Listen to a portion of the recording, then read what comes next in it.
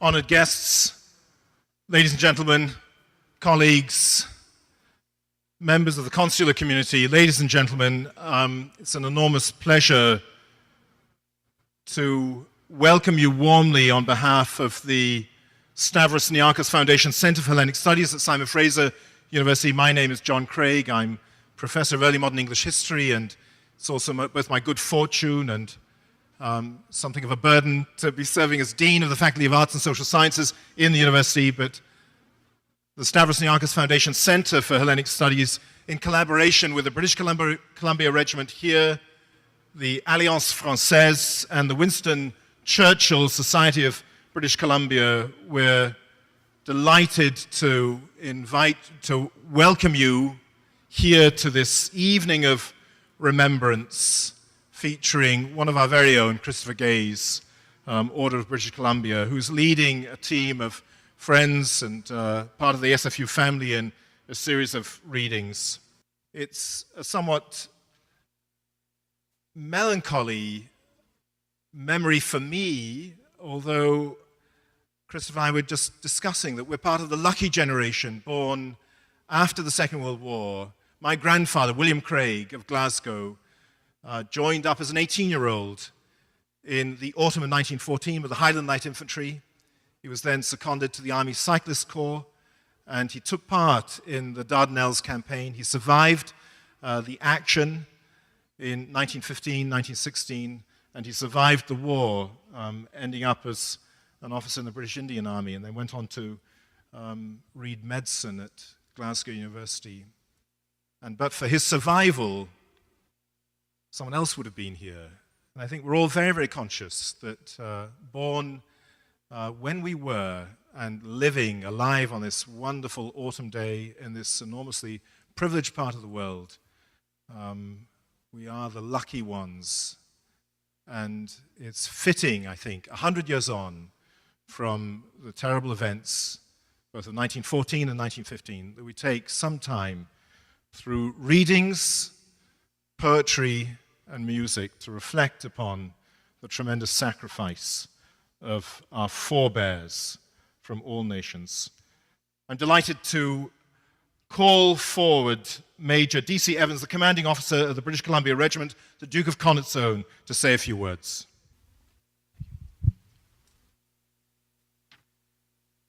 Professor Gerali Mentos, members of the consular community, distinguished guests, ladies and gentlemen, I'd like to take this opportunity to welcome you to the home of the British Columbia Regiment, the Beatty Street Drill Hall, and to thank the organizers of this event for choosing this our home to host this event and to remember these important events in our collective history.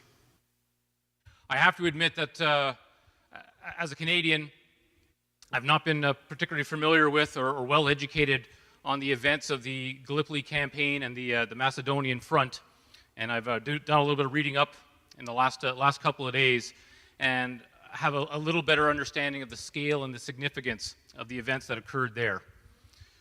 The connection of the events there have just a peripheral connection to Canada, because while the Gallipoli campaign was ongoing, the Canadians, the main body of the Canadian forces, was very much engaged in Flanders and in France. But what we're going to learn about tonight serves to remind all of us that it was truly a world war that had affected many countries and everyone from around the world. On Wednesday, November the 11th, is our National Day of Remembrance. In Canada, this is when we remember all that served, and particularly all those that died in service of their country. We remember not those who are just Canadian and not just our allies, but everyone who served honorably in the name of their country. Again, I'd like to thank you for hosting this event, having this event here, and welcome everyone. And please join us after in our messes for some refreshments. Thanks very much indeed. And it's a great pleasure to call forward also for a few opening remarks, retired Colonel Keith Maxwell, also from the British Columbia Regiment, the Duke of Connaugh's Own. Thank you. Major Evans, Honorary Colonel Rogers, Dean Craig, Professor Niarchos, ladies and gentlemen. Some may find it unusual for us to hold a commemorative ceremony in remembrance of the fighting in Northern Greece and Gallipoli during the First World War. No major Canadian formations took part in the fighting in those two theaters, and the events of that time are not particularly well known. The victory of the Allied armies in 1918 on the Macedonian front was eclipsed by the surrender of the Central Powers. Remarkably, Canada does have profound and enduring ties to the battlefields of Gallipoli and the Balkans that warrant this remembrance. The Royal Newfoundland Regiment, whose legacy and valor now belong to Canada, served for 4 months in the Dardanelles on the Gallipoli front. It was their first experience of combat, and they fought well. A feature on the peninsula still bears the name Caribou Hill, named for the Newfoundlanders who captured the promontory to deny enemy sniper and artillery observation. The Newfoundlanders endured almost 100 casualties during the campaign, including several dozen killed in action. We remember their sacrifice, along with the loss of their lives of the soldiers on both sides of the conflict. Enemies in life, they lie together, fallen on the field of battle, at peace for eternity. An interesting connection to the fighting on the Macedonian front is represented by one of our most famous prime ministers, Nobel Prize winner Lester B. Pearson. At the age of 18, Pearson joined the Canadian Army as a medical orderly, and his unit was assigned to the Balkans in support of British troops in that theater. He served 2 years, was commissioned as a medical support officer, and was attached to the Serbian Army for several months. Personally, as an Air Force officer, and I spent most of my career in the Air Force, I would like to point out that Lester Pearson later served as a pilot on the Western Front. His time in Greece and the Balkans is featured in his memoirs, and it represents the international connections Canada maintained and developed during and after that particular war. Although overlooked, the victory in the Macedonian front was instrumental to the final outcome of the war. In the late summer of 1918, the Allied armies, commanded by General Française L'Espérie, shattered the line, the German-Bulgarian front. In the words of Field Marshal Paul von Hindenburg, Commander-in-Chief of the German Armed Forces, I quote, "As a result of the collapse of the Macedonian front, there appears to be now no possibility, so far as human judgment goes, of winning peace from our enemies by force of arms.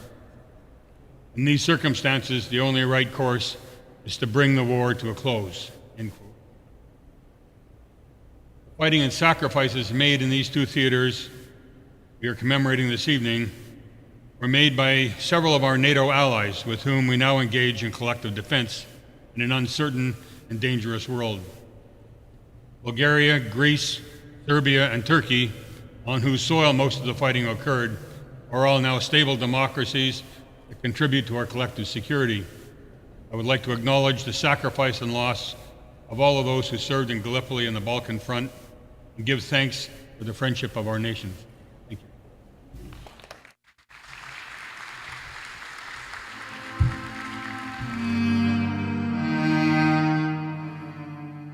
So Abram rose and clave the wood and went and took the fire with him and a knife. And as they sojourned, both of them together, Isaac, the firstborn, spake and said, "My father, behold the preparations, fire and iron, but where the lamb for this burnt offering?" Then Abram bound the youth with belts and straps and builded parapets and trenches there and stretched forth the knife to slay his son. When lo, an angel called him out of heaven, saying, "Lay not thy hand upon the lad, neither do anything to him. Behold, a ram caught in a thicket by its horns. Offer the ram of pride instead of him."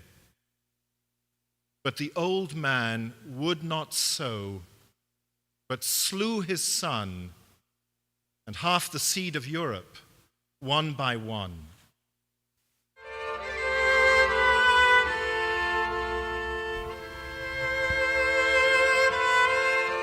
Halt, Imperial galleys.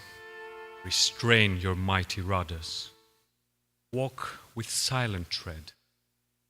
I am officiating a proud requiem in the chill of the night upon these sacred waters. Halt, imperial galleys, before the tomb, my brothers. Shroud your trumpets in black. Let your liveried sentries chant the holy dirge, here where waves embrace. For the centuries will pass like white foam that crosses the sea and dies without trace. And a new and great age will come and make a splendid home upon a pile of graves. But this graveyard, where lays buried the terrible, secret epic, will cradle a fairy tale for the ages, where the spirit will seek out its coryphaces. Buried are here garlands of days past, and the fleeting joy of an entire nation. So this cemetery lies in the shadow of the waves, between the bosom of the earth and the celestial vault. Halt, imperial galleys, extinguish your torches, and draw your oars to rest. When I complete my requiem, steal away into the dark of the night, piously and inaudibly.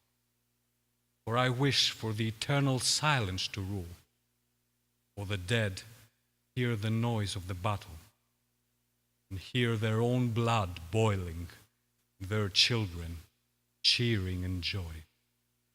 For there, far away, the battlefield burns with the same blood that lies buried here. Here above the Father, peace reigns. There, above the sun, flies a victor's banner. So I want peace to officiate my requiem, without words, without tears and quiet sighs, the myrrhed scent of incense and the breath of dust, the pounding echo of distant battle drums. Halt, imperial galleys, knowing respect, glide with silent tread. I officiate a requiem unlike any other upon these sacred woods.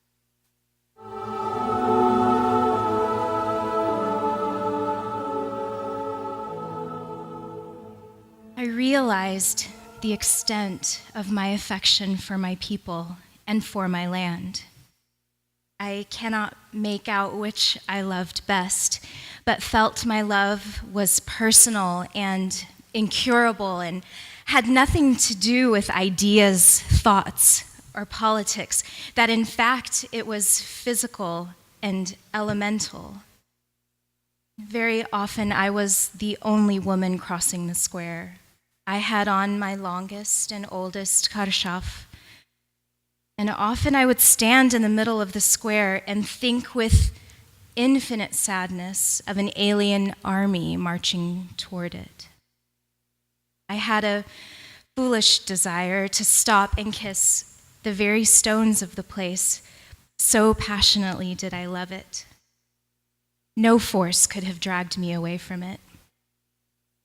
I belonged to the place, and whatever its fate, I meant to share it.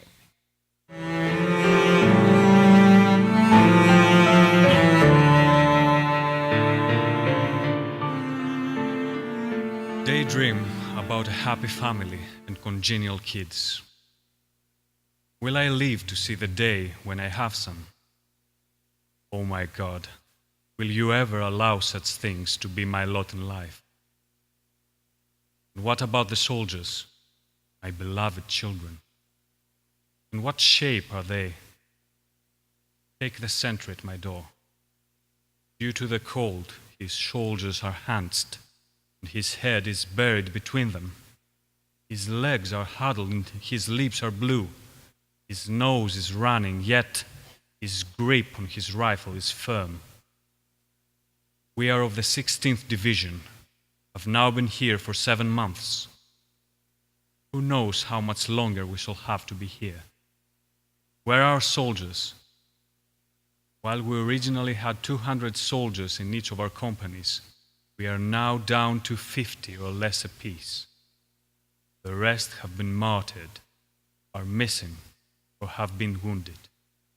Others have had to be evacuated on medical grounds. This means all the veterans.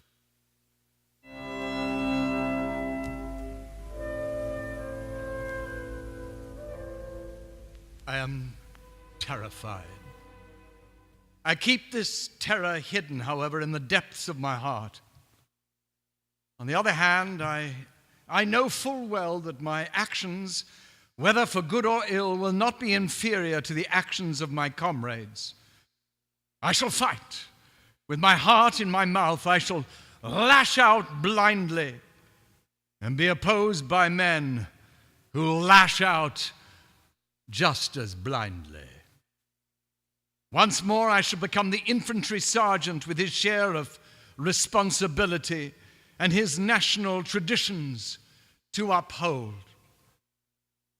We clasp our cigarettes now between trembling fingers. Yet in spite of this, one thing is certain. We shall come out on top. Tomorrow morning I shall be continuing this manuscript inside their stronghold, not ours. Of this I'm certain, and so are all the others. I can see it in their eyes. It's something we Greeks call philotimo, a force whose enormous strength has never been sufficiently appreciated. It alchemizes souls, spurring men to perform wonders. In my own case, this means that I still have not become sufficiently courageous vis-à-vis my true self, which stands next to me in the ranks. But I find this hardly surprising. Well, until tomorrow, then. Un peu avant minuit, nous dîmes adieu à toute une époque. Des géants furieux se dressaient sur l'Europe. Les aigles quittaient leur air en attendant le soleil. Des peuples accouraient pour se connaître à fond. Les morts tremblaient de peur dans leur sombre demeure. Je m'en allais portant en moi toutes ces armées qui se battaient. Je les sentais monter en moi et s'étaler les contrées où elles serpentaient. Aux terres inimaginables où l'homme combat plus haut que l'aigle ne plane. L'homme y combat contre l'homme et descend tout à coup comme une étoile filante.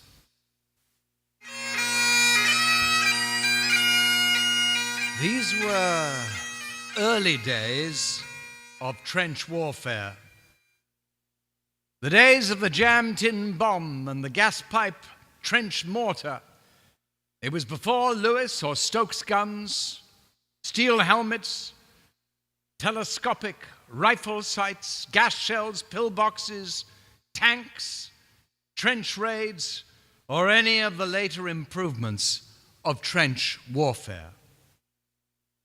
After a meal of bread, bacon, rum, and bitter stewed tea, sickly sweet with sugar, we went up through the broken tree to the east of the village, up a long trench to battalion headquarters. The trench was cut through red clay.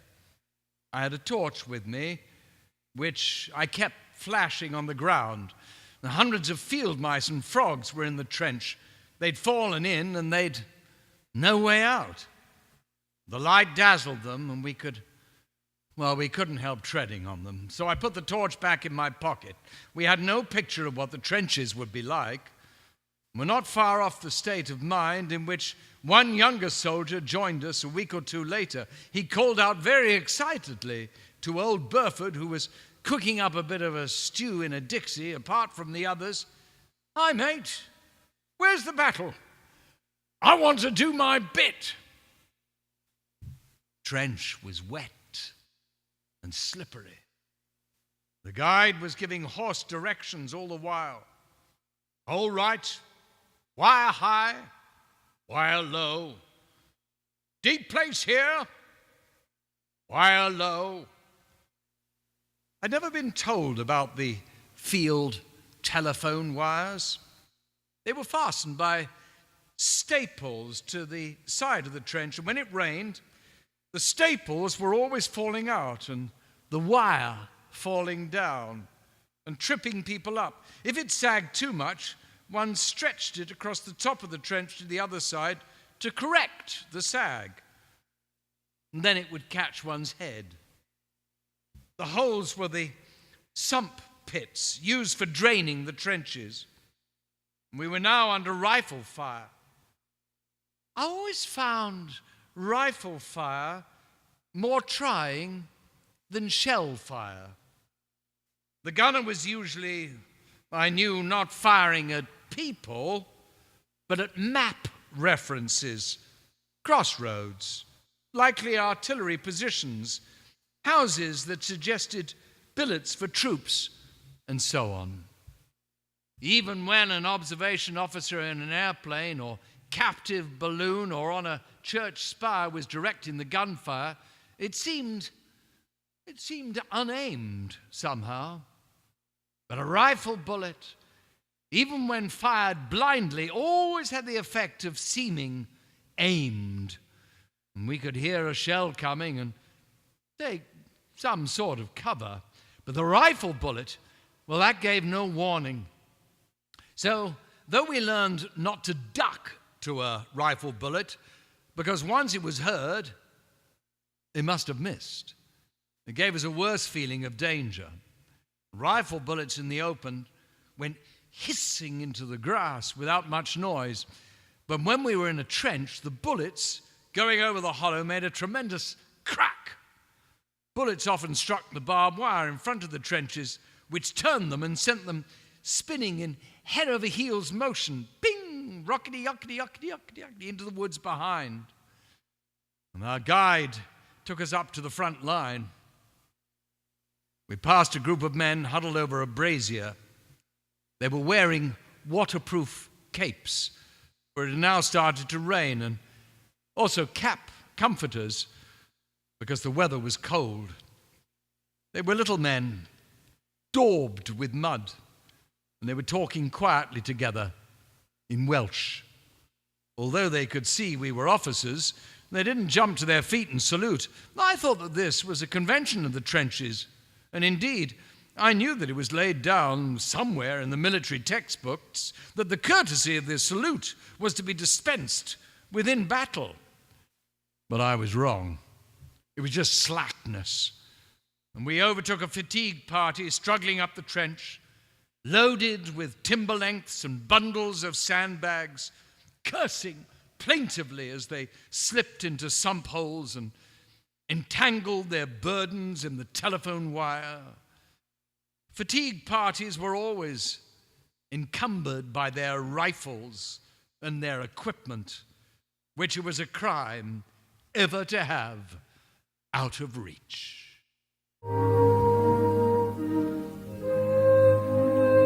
Of these houses, nothing but fragments of memory. Of all who would talk with me, not one remains. But in my heart, no one's cross is missing. My heart is the most tormented country of all.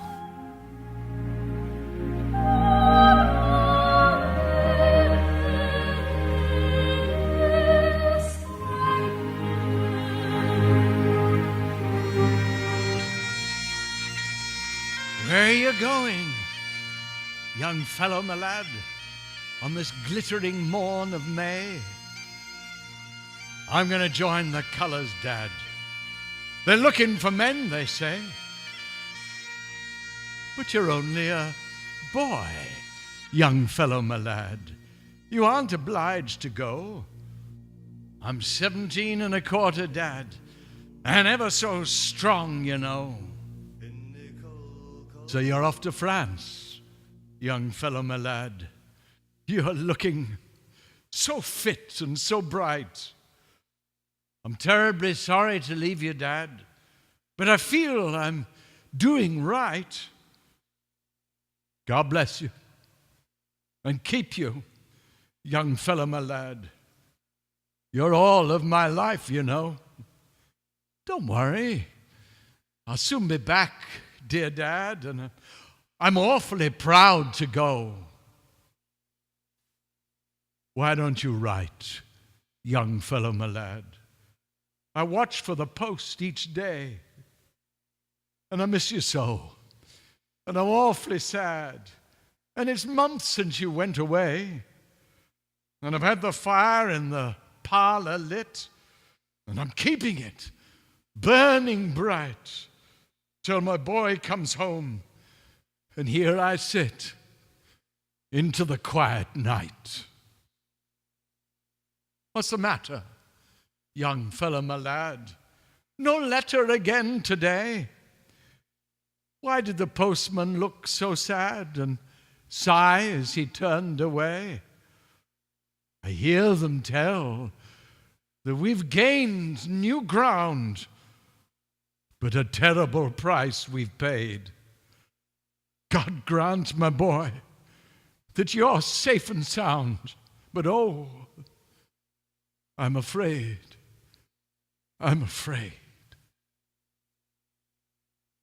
They've told me the truth, young fellow, my lad. You'll never come back again. For you passed in the night, young fellow, my lad, and you proved in the cruel test of the screaming shell and the battle hell that my boy was one of the best. So you'll live, young fellow, my lad, in the gleam of the evening star, in the wood-note wild, in the laugh of the child, in all sweet things that are. And you'll never die, my wonderful boy, while life is noble and true. For all of our beauty, our hope, and our joy, we will owe to our lads like you.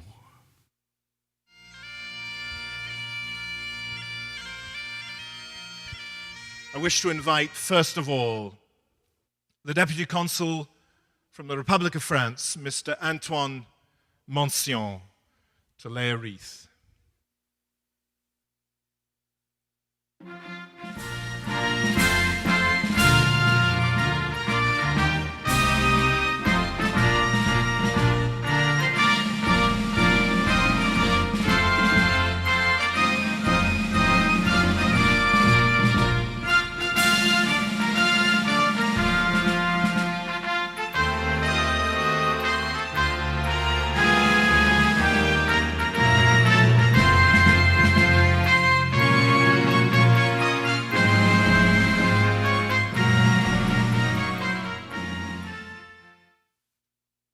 I now wish to invite the Consul General of Greece, Mr. Ilias Kremidis.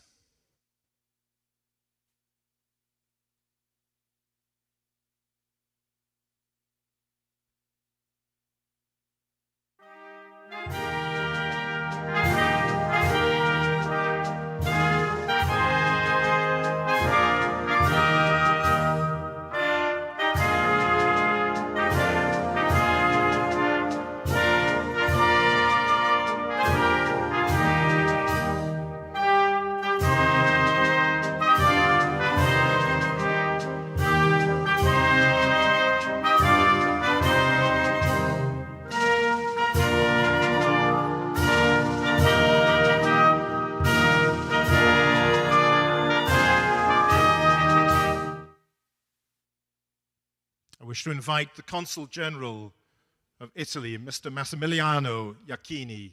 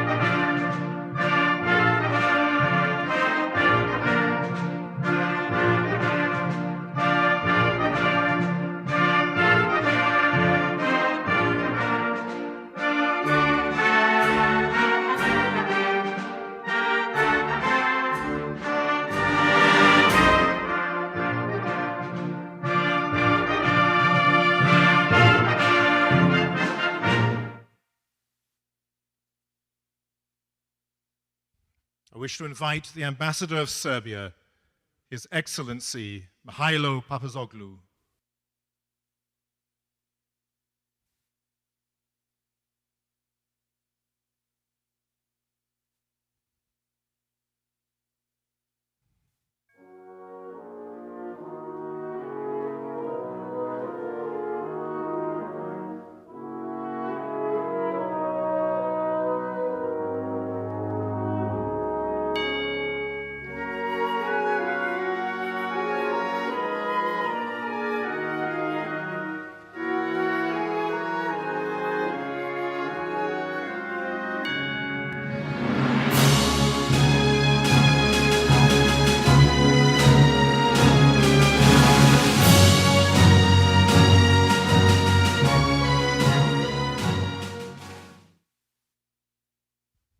I wish to invite the Consul General of Turkey, Mr. Anil Bora Inan.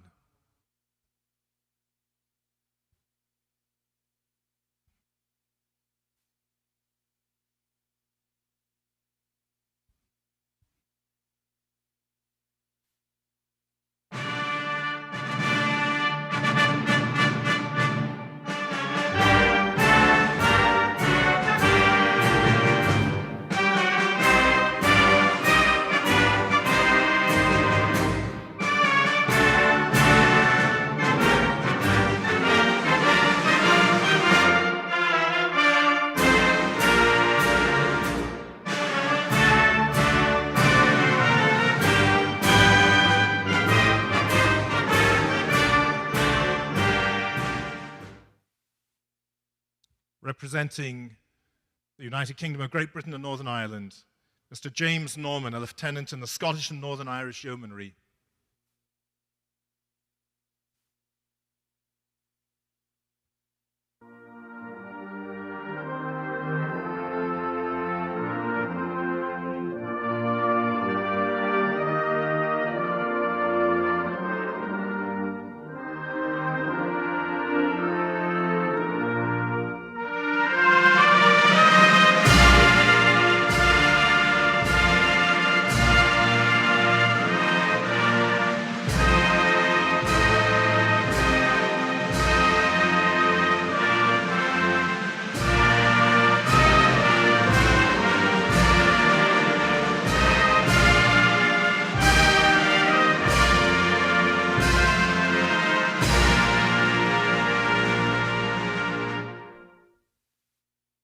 Representing Canada, I wish to invite the commanding officer of the British Columbia Regiment, Major D.C. Evans.